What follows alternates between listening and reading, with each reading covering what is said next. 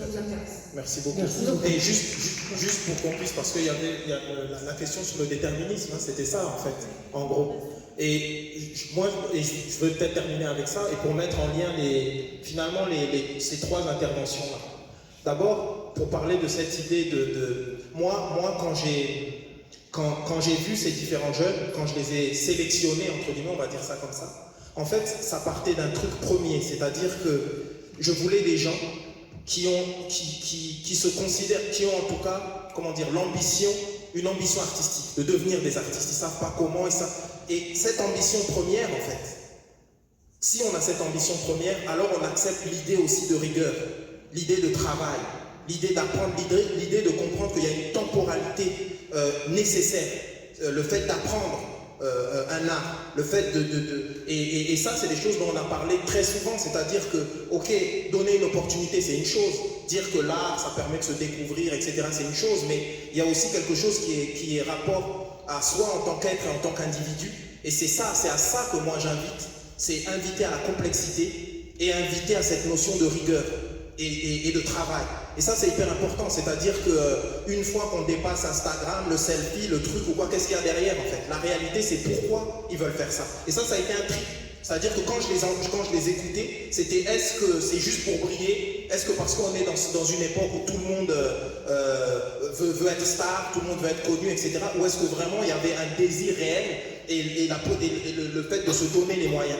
Donc déjà eux-mêmes étaient dans des démarches individuelles, rapport à leurs études, etc. Donc je pense que cette idée de déterminisme, c'est aussi le fait de se dire, avant de voir le groupe, de voir en tant qu'individu où on en est et qu'est-ce qu'on veut faire de sa vie. Et donc ça, c'était la première chose. La deuxième chose, rapport à cette idée avec l'Opéra de Paris, etc., et les petits violons, moi aussi, il y a aussi cette chose qui est importante pour moi. Mon épouse, elle est violoniste de formation. Et je sais que si véritablement on veut être violoniste, c'est pas en 3 ans. Et ça demande un travail, une rigueur, c'est d'un sérieux, et moi en fait, je me suis toujours opposé au fait que parce que nous autres, nous venions de cité ou de banlieue, etc., on nous dit super, tu vas faire 1 an de violon, 2 ans de trucs, de quoi. Mais en fait, c'est ok si on a envie peut-être de rencontrer d'autres gens, d'aller dans d'autres lieux. Mais moi, ce qui m'intéresse, et notamment avec ces jeunes, c'est pas qu'on travaille 1 an, 2 ans ou 3 ans, c'est qu'on se dise on monte une troupe. Et on va réussir ensemble, et on aura aussi des échecs ensemble, on va travailler ensemble, on va faire quelque chose de grand.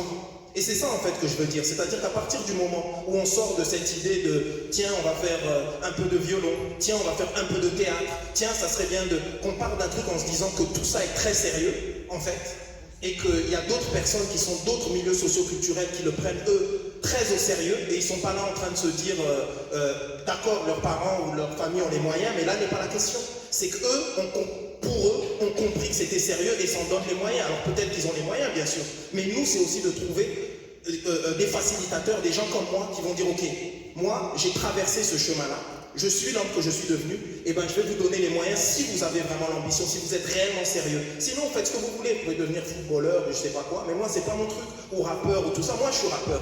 Mais si on est juste dans un truc de célébrité, ou on est juste dans un truc, ça marche pas chez moi. Parce que j'ai été éduqué de cette manière, à la fois par ma mère, cet esprit de rigueur et de sérieux. Et c'est ça que je veux.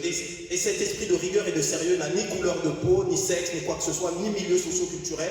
C'est juste un état d'esprit en tant qu'individu. Et si en tant qu'individu, on a compris ça, et ben en tant que collectif, on sera beaucoup plus fort. Voilà, je voulais juste terminer avec ça et vous remercier. Merci Manu. Et merci beaucoup à vous tous d'avoir participé à cette soirée. Et